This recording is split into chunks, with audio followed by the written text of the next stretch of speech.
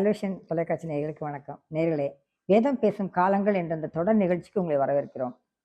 நம்ம கடந்த ரொம்ப பிரயாணம் பண்ணி வந்துட்டு இருக்க மாதிரி இருக்கு நம்ம நிகழ்ச்சியில. ஆனாலும் கூட இன்னும் நம்ம ஆபிரகாமினுடைய காலகட்டத்துல இருக்கோம். ஏனென்றால் ஆபிரகாமை விட்டு அவள் எளிதாக நம்ம கடந்து போய்விட முடியாது. மோசேயை போல ஆபிரகாம் வந்து ஒரு பெரிய பப்ளிக்கா நிறையா பெரிய பெரிய காரியங்களை செய்யாட்டியும் கூட ஆபிரகாம் வந்து பழைய ஏற்பாட்டிலும் சரி புதிய ஏற்பாட்டிலும் சரி விசுவாசிகளின் தகப்பனாக கருதப்படுகிறார். அது மட்டுமல்லாமல் தேவனுடைய சிநேகிதன் எனப்படுகிறார் நம்ம ஆபிரகாம். அதனால நீங்க பாத்தீங்கன்னா வேறு நம்பிக்கையுடையவர்களை கூட நம்ம ஆபிரகாமை வந்து நம்ம கிட்ட இருந்து அபகரிச்சு கொண்டு போறதை நம்ம பார்க்கிறோம். ஆனால் வரலாற்றின்படி உண்மையின்படி வேதத்தின்படி அது வந்து சரியல்ல என்பதை நம்ம வரப்போகிற நிகழ்ச்சியை நம்ம பார்ப்போம். இப்பொழுது நம்மிடையே பேசுவதற்காக திரு வெங்கடேசன் வந்திருக்கார். அவரை சந்திப்போம். வாங்க நிகழ்ச்சிக்கு போகலாம். வணக்கங்க. வணக்கம் சார். நம்ம சென்ற நிகழ்ச்சியில வந்து லோத்து வரைக்கும் நம்ம பார்த்துருக்கோம். ஆமா. எப்படியாக வந்து ஆபிரகாம் வந்து நிறைய விஷயத்துல வந்து மக்களுக்கு முன்மாதிரியா இருந்தாலும் கூட லோத்தின் வாழ்க்கை வந்து அவருடைய செயல்பாடுகள் குடும்ப உறுப்பினருடைய வாழ்க்கையெல்லாம் வந்து முன்மாதிரியாக இல்லை. ஆனாலும் நாம நிறைய பாடங்களை வந்து அதுல இருந்து கற்றுக்கொள்ள வேண்டும் நம்ம பார்த்தோம். இப்ப வந்து ஆபிரகாமுடைய குடும்ப வாழ்க்கையை பற்றி பார்ப்பது நமக்கு அவசியமா இருக்கிறது இல்லையா? நிச்சயமா சார். ஆபிரகாமுடைய வாழ்க்கையை பத்தி நமக்கு நல்லா தெரியும். ஆபிரகாம் வந்து ஆரானுக்கு வரும்போதே அவர் திருமணமானவராகத்தான் வந்திருந்தார். ஊர் என்கிற அந்த தேசத்துல இருந்து புறப்பட்டு வரும்போதே அவர் மனைவியும் கூட்டிட்டு தான் வர்றாரு. அப்படின்போது சாரால திருமணம் செய்ததுக்கு பிறகுதான் அவர் வந்து ஆரானுக்கு வர்றாரு. ஆரான்ல அவருக்கு வந்து அவர் கிளம்பும்போது நம்ம ஏற்கனவே பார்த்தா அவருக்கு 75 வயது அப்படின்னு நம்ம பாக்குறோம். ஆக்சுவலா அவருக்கு வந்து சாராளுக்கு அப்ப அவரோட மனைவிக்கு வயது 65 வயசு. ஆரான்ல இருந்து புறப்படும் போதே அப்போ கிட்டத்தட்ட 10 வயது குறைவானவர்கள். சாராள் வந்து ஆபிரகாமோட 10 வயது குறைவானவர்கள் வயது வித்தியாசம் பைபிள்ல சொல்லுது. அப்ப அவங்க அங்கிருந்து கிளம்பி அவங்க நேரா வர இடம் தான் வந்து கானான், இன்னைக்கு இருக்கக்கூடிய கானான் தேசம் அப்படிங்கிறத நம்ம பாக்குறோம். ஆரானை விட்டு அவர் வந்து 75 வயதுல பிறப்புறாரு. ஆதியாகமம் 12:4 நம்ம பாக்குறோம். அதுக்கு பிறகு ஆகாரை வந்து ஆபிரகாமுக்கு சாராள் வந்து கொடுக்கறது வந்து ஆதியாகமம் 16:16 பார்க்கும்போது அங்க இஸ்மவேல் பிறக்கிறார். இஸ்மவேல் பிறக்கிற ஆண்டு பாத்தீங்கன்னா ஆபிரகாமுக்கு வயது 86 வயதுல இஸ்மவேல் பிறக்கிறாரு.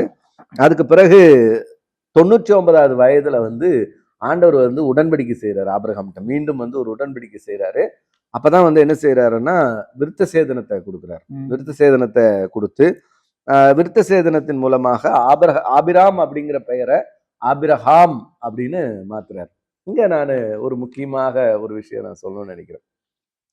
வேதாகமத்துல இந்திய தொடர்போட ஒரு பெயர் இருக்கு அப்படின்றத நான் குறிப்பிட விரும்புறேன். இந்த அபிராம் அப்படிங்கிறதுக்கு என் தகப்பன் உயர்ந்தவர் அப்படின்னு அர்த்தம். இங்க இடத்துல அபி அப்படின்னா என் அப்பான்னு அர்த்தம். எபிரேய மொழியில என் தந்தை அபி அப்படின்னா அப்பா, அபி அப்படின்னா என் அப்பா அப்படின்னு அர்த்தம். ராம் அப்படின்னா உயர்ந்தன்னு அர்த்தம். நீங்க இந்த ராம் அப்படிங்கிற பெயர் வந்து வேதாகமத்துல உயர்ந்த அப்படிங்கிற அடிப்படையில ஆதியாகமத்துல அதுவும் குறிப்பாக மெசபதோமியா ஊர்ல இருந்து அந்த பெயர் வருகிறது அப்படிங்கிறத நான் குறிப்பிட விரும்புறேன். ஏன்னா இந்த பெயருக்கு வந்து ராம் அப்படிங்கிற பெயருக்கு உயர்ந்த, உயர்வான அப்படிங்கிறதான் பொருள். நீங்க சொல்றது எனக்கு இன்னொரு எண்ணம் தோணுது. ஏற்கனவே நம்ம ஆபிரகாம் வந்து நிறைய பேர் சொந்தம் கொண்டாடிட்டு இருக்காங்க. இப்ப இன்னொரு பிரிவினரும் சொந்தம் கொண்டாட போறாங்கன்னு பயமா இருக்குது. அதாவது உலகத்துல எல்லா மக்களுமே ஆதாமில் இருந்து பிறந்தவர்கள் அப்படின்னு நம்ம பாக்குறோம். ஒரே குடும்பத்துல இருந்து வந்தவங்கதான். அப்ப அந்த தொடர்புகள் எங்கிருந்தும் எல்லா இடத்துல இருந்தும் வரும். இப்போ ஈரான்ல இருந்து தான் வந்து ஆரியர்கள் தோன்றினார்கள் அப்படின்னு நம்ம பாக்குறோம். ஆரியர்கள் ஈரானியர்கள் அப்படிங்கிறதெல்லாம் அந்த பெர்ஷியாவில இருந்தும் ஈரான்ல இருந்தும் வந்தாங்கிறது வரலாறு சொல்லும் போது மெசபதோமியாவுக்கும் ஒரு முந்தைய வரலாறுகள் இருக்கிறது. அப்ப ஊருங்கிறது தமிழோடு தொடர்பு இருக்கக்கூடிய ஊர் அப்படின்னு நம்ம பாக்குறோம். அதனாலதான் நான் இந்த வார்த்தையை நான் உங்களுக்கு சொன்னேன். ஏன்னா பைபிள்ல நிறைய இடத்துல ராம் அப்படிங்கிற வார்த்தை பயன்படுத்தப்படுது. உதாரணத்துக்கு அதோனி ராம் அப்படின்னு நம்ம மிஷனரி கூட ஒருத்தர் இருக்காரு, அதோனி ராம் ஜட்சன் அப்படின்னு. இந்த அதோனி ராம் அப்படின்னா அதோனி அப்படின்னா என்னுடைய தேவன், எஜமானன், உயர்ந்தவர்னு அர்த்தம். அப்ப பைபிள்ல எங்கெல்லாம் நீங்க ராம் அப்படின்னு வரத நீங்க மைண்ட்ல வச்சுக்கலாம். உயர்ந்த அப்படிங்கிற பொருள்ல தான் பயன்படுத்தப்பட்டிருக்கு அப்படிங்கிறத நான் சொல்ல விரும்புறேன். அதாவது இந்தியாவில் அந்த பெயர் எப்ப பயன்படுத்தப்பட்டதுங்கிறதுக்கு தொல்லியல் வரலாற்று ஆதாரங்கள் பெருசா நமக்கு கிடையாது, ரொம்ப முதுமையா. ஆனால் வேதாகமத்தில் இந்த பெயர் பயன்படுத்தப்பட்டிருக்கு அப்படிங்கிறதுக்கு நமக்கு மிகப்பெரிய ஆதாரமா வேதாகமமே இருக்கு, நமக்கு இருக்கு அப்படிங்கிறது ரொம்ப முக்கியமான ஒரு செய்தி. அதனால ஆபிரகாமுடைய பெயர் ஆபிராம் அப்படிங்கிறத ஆண்டவர் ஆபிரஹாம் அப்படின்னு மாத்துறாரு. அப்ப ஜாதிகளுடைய தகப்பன் அப்படிங்கிறதையும் சாராய் அப்படிங்கிறத சாராள் அப்படின்னு ஆண்டவர் மாற்றுறார் அப்படிங்கிறத நம்ம பார்க்கிறோம். சாராளுக்கு வந்து 90 வயதாக இருந்தபோது ஆண்டவர் என்ன செய்யறாரு, ஆதியாகமம் 21:5 வந்து நம்ம அந்த 21வது அதிகாரத்துல பார்க்கிறோம், ஈசாக்கு பிறக்கிறார். 100 வயதுல பிறக்கிறார். அதற்கு பிறகு சாராள் வந்து 127 வயதுல மரிக்கிறாங்க அப்படிங்கிறதும், அப்ப ஆபிரகாமுக்கு 137 வயது. 10 வயசு ஆமா, 10 வயது டிஃபரெண்ட். ஈசாக்குக்கு அப்ப வயது வந்து பாத்தீங்கன்னா கிட்டத்தட்ட 37 வயசு.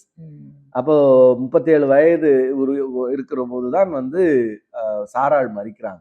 கிட்டத்தட்ட பாத்தீங்கன்னா அது வரைக்கும் அவர் திருமணம் ஆகாதவர். 37 வயசு வரைக்குமே திருமணம் ஆகல அப்படிங்கிறத வேதாகமத்துல இருந்து நம்மளால பார்க்க முடியுது. நீங்க இந்த வயசு சொல்றப்ப நான் இன்னொன்னு கூட அப்சர்வ் பண்ணேன். அதாவது 12வது அதிகாரத்துல அவர் ஆபிரகாம் வந்து ஆரானை விட்டு வர்றாரு, 75 வயசு. 21வது அதிகாரத்துல ஈசாக்கு பிறக்கிறாரு, அப்ப வயசு 100. அப்ப இந்த ஏறக்குறைய இந்த 9-10 அதிகாரங்களுக்குள்ள 25 வருஷம் கடந்து போயிருது. அதுக்கப்புறம் 17வது அதிகாரத்துல தான் நேம் சேஞ்ச் பண்றாரு ஆண்டவர், அப்ப 99 வயசா இருக்குது. 21வது அதிகாரத்துல இவர் பிறக்கிறாரு 100 வயசு. அப்ப இந்த ஒரு காலகட்டத்துல ஒரே ஒரு வருஷம் மட்டும் போயிருக்காங்க. கரெக்ட். நம்ம வந்து பக்கத்து அப்படி படிச்சுட்டே போனோம்னா வருஷங்கள் இத்தனை இது கடந்து 21ல இருந்து 25க்குள்ள நீங்க பாத்தீங்கன்னா கிட்டத்தட்ட சாராள் இறந்துடுறாங்க. 21வது அதிகாரத்துல வந்து பாத்தீங்கன்னா 23வது அதிகாரத்துல சாராள் இறக்குறாங்க 23. அப்ப கிட்டத்தட்ட அந்த இயர்லயே வந்து பாத்தீங்கன்னா 21க்கு 23க்குமே வந்து ஒரு கிட்டத்தட்ட 30 வருஷம் டிஃபரெண்ட் போயிருது. ஆமா, அதுக்குள்ளே 30 வருஷம் டிஃபரெண்ட் வருது. அதுக்கு பிறகு 25:7 வந்து ஈசாக்குனுடைய திருமணம், ஆபிரகாமுடைய மரணம் எல்லாம் நம்ம பாக்குறோம். ஈசாக்குனுடைய திருமணம் வந்து நடக்கும்போது ஈசாக்கு 40 வயது அப்படின்னு பாக்குறோம். இப்ப சாராள் இறந்து 3 வருடங்கள் கழிந்து ஈசாக்குக்கு திருமணம் நடக்கிறது அப்படிங்கிறது ரொம்ப முக்கியமான ஒரு செய்தி. ஆபிரகாம் வந்து நம்ம விசுவாசியம் தகப்பன் அப்படின்னு சொல்றோம். தவிர இந்த சிநேகிதன்ற வார்த்தை வந்து எனக்கு ரொம்ப ஒரு அட்ராக்டிவா இருந்தது. ரொம்ப அதுல முக்கியமா பாத்தீங்கன்னா 1 நாளாகமம் 20வது வசனம் 1வது அதிகாரத்துல 1வது வசனத்துல யோசபாத் வந்து இது பண்றாரு, ஜெபம் பண்றாரு. அந்த மோவா புத்திர அண்ணன் எல்லாரும் வர்றாங்க சண்டைக்கு அப்படின்ட்டு. அப்ப ஜெபம் பண்றப்ப அவர் என்ன சொல்றாருன்னா, அப்பொழுது யோசபாத் பயந்து கர்த்தரை தேடியதுக்கு ஒருமுகப்பட்டு யூதாவின் உபவாசத்தை கூறிவிட்டான். எங்கள் தேவனாகிய நீர் உம்முடைய ஜனமாகிய இஸ்ரவேலுக்கு முன்பாக இந்த தேசத்து குடிகளை துரத்திவிட்டு இதை உம்முடைய சிநேகிதனாகி ஆபிரகாமுடைய சந்ததிக்கு என்றென்றைக்கும் என்று கொடுக்கவில்லையா? இது ஒரு ரொம்ப நல்ல ஒரு கிளைம் பண்றாரு. கரெக்ட், நான் கூட எழுதி வச்சுக்கேன், கிளைம் பண்றாரு அப்படி. அப்ப சொன்னதை வந்து எனக்குன்னு சொல்லி அதுவும் சிநேகிதன்ட்ட சொன்னத அப்படின்ட்டு. அதே மாதிரி வந்து ஏசாயா 41 ஆண்டவரே சொல்றாரு, என் தாசனாகிய இஸ்ரவேலே, நான் தெரிந்து கொண்ட யாக்கோபே, என் சிநேகிதனான ஆபிரகாமின் சந்ததியே அப்படின்னு சொல்லி சொல்றாரு. அதுக்கப்புறம் யாக்கோபு நம்ம நிருபத்துல 2:23 அப்படியே ஆபிரகாம் தேவனை விசுவாசித்தான், அது அவனுக்கு நீதியாக எண்ணப்பட்டது என்கிற வேத வாக்கியம் நிறைவேற்று, அவன் தேவனுடைய சிநேகிதன் எனப்பட்டான் அப்படின்னு. அந்த சிநேகிதன்றது பயங்கரமான ஒரு இதா இருக்கு நமக்கு. அதாவது பொதுவா வந்து கடவுளை வந்து வெவ்வேறு நிலைகளிலே நாம் உணர்தல் அப்படிங்கிறது ஆன்மீகம் அப்படிங்கிறோம். அதுதான் ஆன்மீகத்தினுடைய உச்ச நிலை. அதுல ஒவ்வொரு படிநிலைகள் இருக்கு. உதாரணத்துக்கு நம்ம வந்து சொல்றோம் சிநேகிதனாக அப்படின்னு ஒரு படிநிலை. இப்ப இன்னொரு இதுல வந்து பாத்தீங்கன்னா சகோதரனா பாக்குறது. ஆமா, கூட நம்ம மூத்த சகோதரனா இது வந்து ஒரு ஆன்மீகத்தினுடைய வேறு வேறு நிலைகள். அது வேதாகமத்துல நீங்க பார்க்க முடியும். அது ஆன்மீகம்ன்றத ஒரு உச்சத்தை எப்படி வேதம் நமக்கு கற்றுக் கொடுக்குது அப்படிங்கிறது இது போன்ற உறவு நிலைகள்ல இருந்து நம்ம பார்க்க முடியும். இப்ப அதுலயே வந்து பாத்தீங்கன்னா நிறைய படிநிலைகள் இருக்கு. உதாரணத்துக்கு கர்த்தரின் மேய்ப்பராய் இருக்கிறார் அப்படின்னு பைபிளை பாக்குறோம். இது ஒரு படிநிலை. இப்ப எனக்கு ஒரு மேய்ப்பரா இருக்கிறாரு, நான் ஆடா என்னை பாவிச்சுட்டு எனக்கு மேய்ப்பரா இருக்கிறாரு அப்படிங்கிற அடிப்படையில். ஆனா சிநேகிதன் போது ஒரு சிநேகிதனுக்கு வந்து எப்படி இருக்கும், எதுனாலும் வந்து நான் சொல்லாம செய்ய மாட்டேன். ஆமா, நம்ம ஏசாமியே ஒரு டெஃபினிஷன் கொடுக்கிறாரு சிநேகிதனுக்கு. அதான் ஜீவனையே கொடுப்பான் அப்படிங்கிறாரு. அப்ப அந்த அளவுக்கு நண்பராக வருகிறது கடவுள் அப்படிங்கிறது ஒரு அடுத்த நிலையை அடைகிறது. அதுலயே சகோதரன்ற ஒரு நிலை உறவு மாதிரியே மாறுறது. இதுக்கப்புறம் வந்து கடவுளை வந்து குழந்தையா பாக்குறது கூட இருக்கு. ஒரு நம்ம நிறைய இடத்துல பாத்தீங்கன்னா அந்த குழந்தையாவே கடவுளை பார்ப்பாங்க. கடவுள் வந்து எங்க வீட்டுல குழந்தையா பிறந்துட்டார். இப்ப நம்ம கூட இயேசு நம்ம வீட்டுல பிறந்துட்டார் நம்ம சொல்லுவோம். பைபிள்ல கூட நமக்கு ஒரு பாலகன் பிறந்தார், நமக்கு ஒரு குமாரன் கொடுக்கப்பட்டார் அப்படின்னு அந்த வசனம் சொல்லும். அப்ப குழந்தையாக கூட கடவுளை பாவிப்பது அப்படிங்கிற ஒரு பாவம் இருக்குது.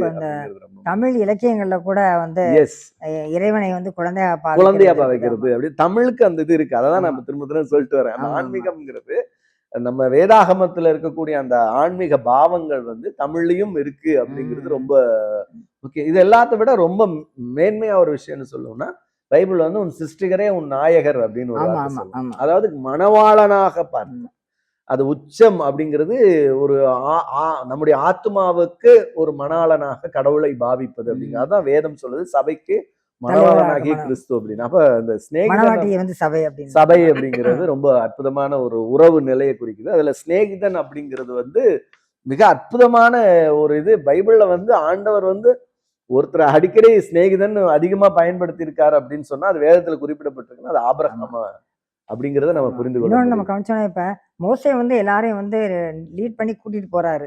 ஆனா ஒவ்வொரு செயல்லையும் ஆண்டவர் வந்து டைரக்ட் பண்றாரு, நீ இப்படி செய்ய அப்படி செய்ய சொல்லிட்டு. ஆனா ஆபிரகாம் அதாவது ஒரு ஒட்டுமொத்த ஒரு சமுதாயத்தை கூட்டிட்டு போறப்ப அந்த சமுதாயத்துக்கும் சேர்த்து தான் கட்டளை கொடுக்குறாரு ஆண்டவர். ஆனா இப்ப இங்க ஆபிரகாம் பாத்தீங்கன்னா அவருடைய பர்சனல் லைஃப் கட்டளை கொடுக்குறாரு. ஊர்ல இருக்கிறப்ப நீ புறப்பட்டு வாண்டாரு, புறப்பட்டு வராரு. ஆறான்ல போய் தங்கிட்டாங்க. ஆறான்ல இருந்து புறப்பட்டு வாண்டாங்க, புறப்பட்டு வந்துட்டாரு. அப்புறம் கானானுக்கு வர்றாங்க. எல்லாத்துக்கும் மேல இஸ்மவேல் பிறந்துறான். இஸ்மவேல வந்து விரட்டி விடுறதுக்கு சொல்றாரு ஆண்டவர். சரி உன் மனைவி சொல்றபடி கேளுன்னுட்டு 10 13 வருஷம் கூடவே இருந்தது ஒருத்தன் தான். ஒத்த பிள்ளைன்ற ஒத்த மாதிரி பிள்ளை. இருந்தவன் ஆமா அவன் அவ்வளவு பாசத்தோட ஆமா. வளர்ந்த பிள்ளை. அப்படிப்பட்ட பையனை நம்ம அனுப்ப சொல்றாரு. அதுக்கப்புறம் ஆண்டவர் வந்து ஈசாக்கு பலியிட சொல்றாரு. இஸ்மவேலும் போயிட்டாரு. லோத்து புள்ளமா இருந்தா லோத்தும் போயிட்டாரு, அவரும் கிடையாது. இப்ப ஈசாக்கு ஒருத்தர் தான் இருக்கிறாரு. அப்ப அந்த அந்த ஈசாக்கையும் பலியிட சொல்ற அதையும் இந்த ஈசாக்கையும் கூட்டிட்டு போறாரு. அப்ப என்ன சொன்னாலும் எதுவும் ஒரு வேற மறுமொழியாகவோ இல்ல எதிர்த்து கேட்கறதாகவோ எதுவுமே இல்லாம அந்த 100% ஒபீடியன்ஸ் இருந்திருக்க. இல்ல அவரு விசுவாசத்தினாலே அவர் கீழ்ப்படிதல் அவருக்கு வந்து நீதியாக எண்ணப்பட்டது அப்படின்னு தான் வேதம் சொல்லுது. ஆண்டவர் வந்து ஆபிரகாம் மேல வந்து ஒரு பெரிய ஒரு விஷயத்தை வச்சிருந்தாரு. உதாரணத்துக்கு வேதாகமத்துல ஆதியாகம புஸ்தகம் 26:4-5 இப்படி சொல்லுது. ஆபிரகாம் என் சொல்லுக்கு கீழ்ப்படிந்து என் விதிகளையும் என் கற்பனைகளையும் என் நியமங்களையும் என் பிரமாணங்களையும் கை கொண்டபடியால் அப்படின்னு சொல்றாரு. அந்த வார்த்தை இவ்வளவு விஷயம் அவன் பயன்படுத்துறாரு. அதாவது ஆபிரகாம் என் சொல்லுக்கு கீழ்ப்படிந்து என் விதிகளையும் என் கற்பனைகளையும் என் நியமங்களையும் என் பிரமாணங்களையும் கை கொண்டபடியால். அப்ப இவ்வளவு விஷயம் ஆண்டவர் வந்து ஆபிரகாமுக்கு கொடுத்திருந்திருக்கிறாரு அப்படிங்கிறதையும், ஒருவேளை அன்றைக்கு எழுத்துக்கள் எல்லாம் வந்து ரொம்ப கிடையாது, அதனால நீ எழுதி வை அப்படின்னு கிடையாது. அவங்க ஓரலா கடவுள் அவருக்கு என்னென்ன சொன்னாரோ அதெல்லாம் உள்வாங்கிக்கிட்டு அதை வந்து அந்த பிரமாணங்களா அவர் எடுத்துக்கிட்டு அவர் என்ன செஞ்சிருக்கிறார், அதன்படி அவர் செஞ்சிருக்கிறாரு, அதை அவர் கடைபிடித்திருக்கிறார் அப்படிங்கறத தான் பாக்குறோம். இதுதான் பின்னாடி நமக்கு வந்து தோராவா வருது. அத வந்து மோசே கிட்ட வரும்போது தோரான்றோம்.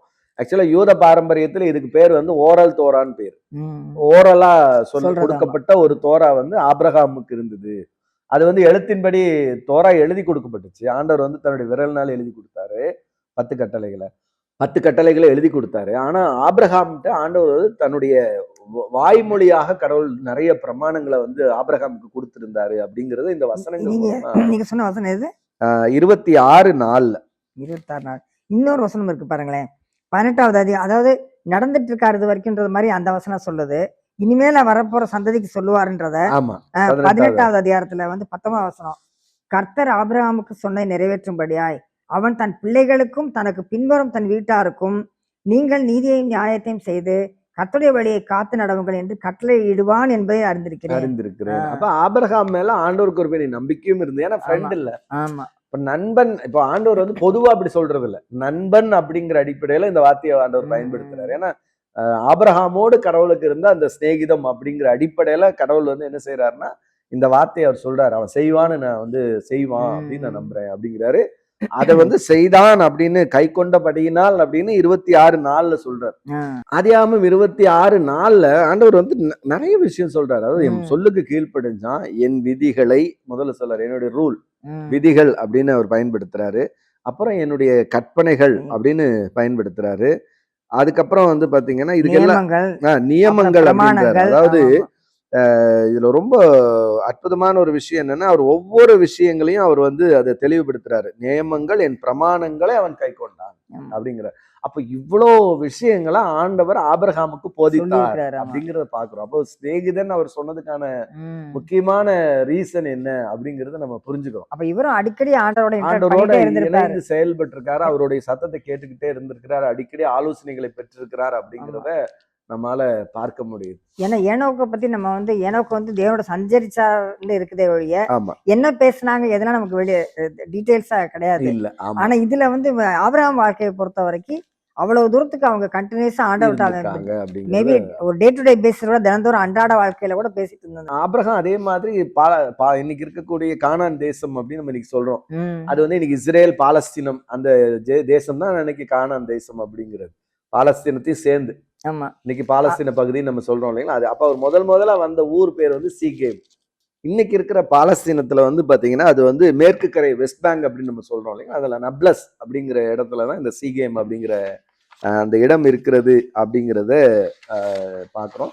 அப்பதான் ஆண்டவர் சொல்றாரு, முதல்ல நான் இந்த தேசத்தை உனக்கு தருவேன் அப்படின்னு வாக்களிக்கிறதையும் நம்ம பார்க்க முடிகிறது. பெத்தேல் அப்படிங்கிற ஒரு இடம், ஆயி பட்டணம் அப்படின்னு நம்ம சொல்லுவோம். இதுவும் ஆபிரகாமுடைய வாழ்விடங்கள்ல ஒன்றா இருந்திருக்குது. இது வந்து பெய்டின் அப்படின்னு இல்லாட்டி ரமல்லான்னு நம்ம சொல்றோம். இன்னைக்கு இருக்கக்கூடிய வெஸ்ட் பேங்க்ல இருக்கிற இடம். அங்கதான் முதல்ல பலிபீடத்தை கட்டுறாரு. அந்த இதுல வந்து பெத்தேல்ல வந்து பலிபீடத்தை கட்டி தேவனை வந்து அவர் ஆராதிக்கிறார் அப்படின்னு பாக்குறோம். அப்ப பெத்தேல் அப்படின்னாலே கடவுளுடைய வீடு அப்படிங்கிற அர்த்தத்துலதான் அதை வந்து அந்த பேரே பிற்காலத்துல வந்து பெத்தேல் அப்படின்ற வார்த்தைக்குள்ள வருகிறது நம்ம பாக்குறோம். அப்ப ஆபிரகாம் அதுக்கு இது கானான் தேசத்துக்கு பிறகு அவர் என்ன செய்யறாருன்னா இங்கிருந்து எகிப்துக்கு கூட பயணம் செய்யறாரு. எகிப்துக்கு போறாரு. எகிப்துக்கு போயிட்டு அது காரணம் என்னன்னா பஞ்சம். இந்த தேசத்துல இது வந்து வானம் பார்த்த பூமி தான். பொதுவாவே வந்து இந்த இஸ்ரவேல் அல்லது கானான் தேசம் அப்படிங்கிறது பாலும் தேனும் ஓடுகிற தேசம்னு சொல்லப்பட்டாலும் நம்ம ஏற்கனவே பேசியிருப்போம்னு நினைக்கிறேன். இது வந்து மழை சரியாக பெய்தால் மட்டும்தான் அந்த தேசம் வந்து சிறப்பாக இருக்குமே ஒழிய. அதுக்கு கூட ஒரு பிப்ளிக்கல் ஜியோகிராஃபி பேசுற ஒருத்தவங்க சொல்றாங்க, ஏன் அந்த மழை நீங்க சொல்ற மாதிரி தான் பால் தேன்னு ஓடுறதுன்னா அது ஆக்சுவலா அப்படி கிடையாது. பட் ஒரு ஃப்ரேஸ் மாதிரி ஆண்டவர்கிட்ட மழை எதிர்பார்க்கணும், ஒவ்வொன்றுக்கும் எதிர்பார்க்கணும். ஒவ்வொரு சீசன்லயும் இந்த பழம் இந்த இது வரும், பார்லி ஒரு சீசன்ல வீட்டு அந்த மாதிரிலாம் வரும். ஆனா மும்மாரி பெய்ய பண்ணுவேன், மழை பெய்ய பண்ணுவேன் ஆண்டவர் அடிக்கடி ஏன் சொல்றாருன்னா அந்த மழையை எதிர்பாரு, எனக்காக நீ காத்துன்ற கதை அப்படி படைச்சிருக்காரு. தேவனை சார்ந்து அவங்க வாழணும், அதுதான் அவங்க ரொம்ப முக்கியமானது. தேவனோட நீ இருந்தா உனக்கு எல்லாம் சரியா நான் தருவேன், நீ என் கூட இல்லைன்னா உனக்கு வந்து அதுக்கான நன்மை கிடைக்காது, நீ வந்து ஆசீர்வாதத்தை இழந்து போவாய் அப்படிங்கறத நம்ம பாக்குறோம். ஆனால் ஆபிரகாம் வந்து உள்ள வந்த போது அவர் வந்து முழு தேசத்தினுடைய அதிபதி இல்ல, அவரும் ஒரு பகுதியில நிலத்தை எடுத்து அங்க குடியிருக்கிறாரு. பஞ்சம் உடனே அவர் என்ன செய்யறாரு, எகிப்துக்கு போறாரு. எகிப்துல பிரச்சனை நடந்தோன்னா அவர் திரும்பவும் வந்து வராரு. அவர் வந்து கரெக்டா வந்து எங்க இருக்கிறாருன்னா லோத்து பிரிஞ்சதுக்கு பிறகு ஆபிரகாம் என்ன செய்யறாருன்னா எப்ரோன்ல இருக்கிற மம்ரேயின் சமபூமியிலே குடியேறுகிறார் அப்படின்னு பாக்குறோம். அதுதான் வந்து ஆபிரகாமுடைய அந்த ஒரு முக்கியமான இடமா மாறிடுது. அந்த எப்ரோன் அப்படிங்கிறது இன்னைக்கு வெஸ்ட் பேங்க்ல தான் இருக்கு. அதுவும் வந்து மேற்கு கரையில தான் இன்னைக்கு இருக்கு. அது வந்து பாலஸ்தீனம் நம்ம இன்னைக்கு சொல்றோம். அந்த பகுதியில தான் அந்த எப்ரோன் அப்படிங்கிற இடம் இருக்கிறது. அங்கதான் மக்பேலா குகை இருக்கிறது. அந்த மக்பேலா லேண்டும் அங்கதான் இருக்கு. அந்த இடத்துல ஆபிரகாம் வந்து நிரந்தரமா அங்க என்ன செய்யறாரு, செட்டில் ஆகுறாரு. அதுக்கு பிறகுதான் வந்து ஆபிரகாம் என்ன செய்யறாரு அப்படின்னு பாத்தீங்கன்னா அங்க சாரால் மரித்த உடனே அந்த இடத்த வாங்குறாரு. அந்த மக்களா குகையை வந்து வாங்கி விலைக்கு வாங்கிதான் தன்னுடைய மனைவியை அங்க அடக்கம் பண்றாரு அப்படிங்கிறத வேதாகமம் பதிவு செய்திருக்கிறது ரொம்ப முக்கியமாக. அப்ப அந்த எப்ரோன் அப்படிங்கிறது பிற்காலத்துல தாவீதுனுடைய முக்கியமான ஒரு நகரமா மாறிச்சு. எப்ரோன்ல தாவீது வர வர விருத்தியானான் அப்படின்னு வேதம் சொல்லும். அந்த ஒரு எப்ரோனுக்கு பக்கத்துல ஒரு வரலாற்று ஆசிரியர் 1927 மேடர் அவர் பேர் அவர் கண்டுபிடிச்சிருக்காரு. அந்த அங்கேயும் பலிபீடம் கட்டிருக்காருல அவரு. அங்க மரங்கள்லாம் கூட இருக்குன்னு சொல்லிட்டு கூட இருக்குன்னு நினைக்கிறேன் பைபிள்ல. அதுல வந்து பலிபீடம் இருந்ததற்கான ஒரு அடையாளம்னா நிறைய அந்த ஸ்டோன்ஸ் கல்லுல கறி பிடிச்ச மாதிரி இருக்கும் பாத்தீங்களா. அப்ப பலியிட்ட அந்த புகசை இந்த மாதிரி உள்ள கற்கள் நிறைய கண்டுபிடிச்சிருக்காங்க. அப்புறம் ஒரு பெரிய மரம் இருந்ததற்கான அடையாளம் வந்து ட்ரேசஸ் ஆஃப் லார்ஜ் ட்ரீன்னு போடுறாங்க. அதோட வேர்கள் கூட வந்து அடியில இருந்து அந்த இதெல்லாம் எடுத்திருக்காங்க. அந்த இதெல்லாம் அப்ப வந்து அதாவது அந்த ஹெப்ரோன் இப்ப இருக்க ஹெப்ரோனுக்கு 2 மைல் தூரத்துல எடுத்திருக்காங்க அதெல்லாம். ஆக்சுவலா எப்ரோன் அப்படின்னாலே வந்து கவனன்ட்னு மீனிங். ஆக்சுவலா உடன்படிக்கை அப்படின்றது அதுக்கான அர்த்தம். அப்ப எப்ரோன்ல ஆண்டவர் வந்து ஆபிரகாம் வந்து அங்கேயே அவர் செட்டில் ஆகுறாரு. அதுதான் அவருடைய உடன்படிக்கை நிலமாக. முதல்ல தாவீது அரசாட்சிக்கு வந்தோன்னா முதல்ல எப்ரோன் தான் தலைநகரமா இருந்துச்சு. அதுக்கப்புறம் தான் அவர் வந்து எபூசியர்கள் கிட்ட இருந்து எருசலேம் வாங்குறாரு. சியோன் கோட்டையை பிடிச்சிட்டு தான் அதுக்கு பிறகுதான் வந்து எருசலேமை தலைநகரா மாத்துறாரு. அது வரைக்கும் எப்ரோன் தான் அவங்களுக்கு தலைநகராக இருந்தது அப்படிங்கிறது ரொம்ப முக்கியமான ஒரு செய்தி. 1967 வரைக்கும் இந்த எருசலேமும் எப்ரோனும் இரண்டுமே இஸ்ரவேல் தேசத்து கையில கிடையாது. கிட்டத்தட்ட 2000 வருஷமா. அந்த 2000 வருஷத்துக்கு அப்புறம் தான் இப்பதான் 1967 அந்த 6 நாள் யுத்தத்துக்கு பிறகுதான் இந்த எருசலேம் இன்றைக்கு யூதர்களுடைய கட்டுப்பாட்டுல இருக்கிறது. எப்ரோன் இன்னும் அரேபியர்களுடைய ஏற்கனவே அது வந்து யூதர்கள் கையில் இருந்துச்சு. அதுக்கு பிறகு பாலஸ்தீன இந்த ஒப்பந்தத்துக்கு பிறகு மேற்கு கரையில இருந்து அவங்க வந்து எல்லாமே ரிவர்ஸ் வந்துட்டாங்க. திரும்ப மேற்கு கரையை வந்து பாலஸ்தீனத்துக்கு கொடுத்துட்டு அவங்க ரிட்டர்ன் வந்துட்டதுனால இன்றைக்கு அந்த பாலஸ்தீனத்துடைய மேற்கு கரை அப்படிங்கிறது பாலஸ்தீன PLOவுடைய பட்டா அப்படிங்கிற அந்த இதன் மூலமா ஆட்சி செய்யப்படுது. ஆனால் இன்றைக்கு எருசலேம் இஸ்ரவேல் தேசத்தினுடைய கையில இருக்கிறது அப்படிங்கிறது நம்ம பார்க்கிறோம். அப்ப அந்த 2 பகுதிகளில் எப்ரோன் தான் ஆபிரகாமுடைய தங்குமிடம். இன்றைக்கும் ஆபிரகாம் சாராளுடைய அந்த அடக்கத்தலம் அங்கதான் இருக்கு அப்படிங்கிறதும், அது இன்னைக்கு இஸ்லாமிய மக்களுடைய புனித தலமாகவும் அவங்க பயன்படுத்திக்கிட்டு இருக்கிறாங்க. அதுக்கு பேர் அல் கலீல் அப்படிங்கிறது தான் இன்றைக்கு இருக்கிற எப்ரோனுக்கான பெயர் அப்படிங்கிறத நம்ம பார்க்கிறோம். அப்ப ஆபிரகாமுடைய வாழ்க்கையில தேவன் அவருக்கு கொடுத்த நியமங்கள், விதிகள், கற்பனைகள், எல்லாவற்றை பிரமாணங்கள் 4 விஷயத்த சொல்றார். அந்த 4ஐயும் அவர் கீழ்ப்படிந்து, அவர் சொல்லுக்கெல்லாம் கீழ்ப்படிந்து தன்னுடைய வாழ்க்கையை அவர் அமைத்து கொண்டதுனாலதான் அவர் வந்து இன்றைக்கு வரைக்கும் உலகத்தினுடைய பெருமதங்கள்ல அவர் ஒரு பெரிய முக்கியமான ஒரு நபராக சொல்லப்படுகிறார்.